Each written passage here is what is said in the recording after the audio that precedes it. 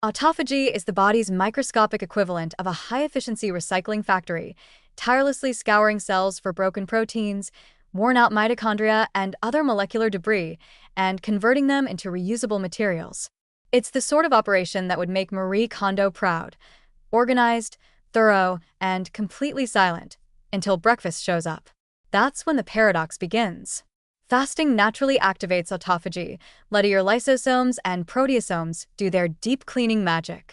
But eat breakfast, and insulin surges like an overzealous traffic cop, telling autophagy, "Step aside, we've got incoming nutrients." Suddenly, the janitorial crew pauses, wipes its metaphorical brow, and mutters, "Fine, cleaning can wait. Go ahead, fuel the body." Meanwhile, glucagon, the hormone that signals low energy, remains the unsung hero during fasting, quietly whispering, "Keep recycling, folks. We've got work to do." From a scientific perspective, the hormonal interplay is fascinating. Insulin rises in response to carbohydrates and protein in your morning meal. Its primary role is to promote glucose uptake by tissues, stimulate glycogen synthesis, and, conveniently for the brain and muscles, provide immediate fuel. But the flip side is that insulin actively suppresses autophagy. When insulin is high, the mTOR pathway is activated, signaling to the cell that nutrients are abundant and that growth and energy processing take precedence over cellular cleanup. Autophagy, which would otherwise be sweeping up old proteins and repairing mitochondria, is politely told to take a break. It's the molecular equivalent of the office cleaners being told to pause their janitorial work while the project team floods the floor with paperwork and coffee cups. Glucagon, on the other hand, is the fasting-friendly hormone. When the stomach is empty, glucagon rises, promoting glucose release from glycogen stores and encouraging autophagy to ramp up. It's like the inspirational manager of the cellular cleaning crew, giving pep talks. "Team, the floor is messy. The mitochondria are tired, and we've got energy to get moving." Glucagon signals the body to mobilize stored energy, including fat, and to initiate repair processes that sustain long-term cellular health. During fasting, glucagon and low insulin levels create the ideal hormonal environment for autophagy to operate efficiently, sweeping through the cell with precision and focus. The comedic potential of this hormonal tug-of-war is irresistible.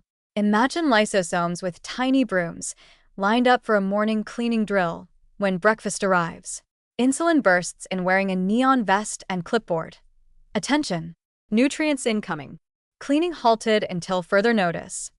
The janitors groan, mitochondria cheer for glucose, neurons fire with excitement, and glucagon looks on from the corner, shaking its head in quiet frustration. "I told you, team, we had a good thing going." It's a hilarious tug-of-war, insulin promoting immediate energy usage, glucagon championing repair and recycling, and autophagy caught in the middle, begrudgingly pausing its work while the body digests. From a practical standpoint, this hormonal dance explains the nuances of fasting, breakfast timing, and metabolic health.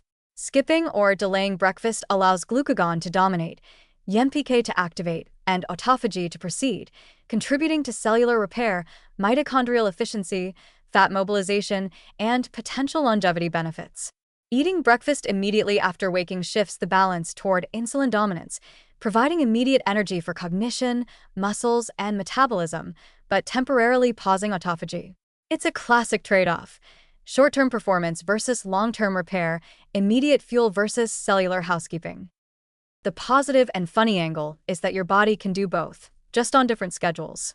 Lysosomes, mitochondria, glucagon, and autophagy may grumble when breakfast arrives, but they know they'll resume later. Insulin may gatecrash the cleaning party, but it's also essential for delivering fuel where it's needed.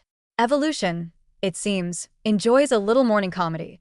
The very processes that sustain life and promote longevity can momentarily clash with the processes that allow you to think clearly, move quickly, and drink your coffee without falling asleep at your desk. Ultimately, the hormonal perspective highlights just how clever and adaptable our physiology is. Autophagy, glucagon, insulin, and mTOR form a beautifully orchestrated system capable of balancing immediate energy needs with long-term cellular maintenance. Skipping breakfast gives glucagon the green light for autophagy, while eating breakfast temporarily favors insulin, prioritizing glucose delivery and growth. Either approach has merits, And your body manages both with remarkable efficiency and a touch of humor.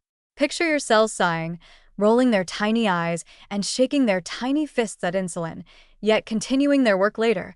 It's a tiny, microscopic comedy with enormous implications for health, metabolism, and longevity.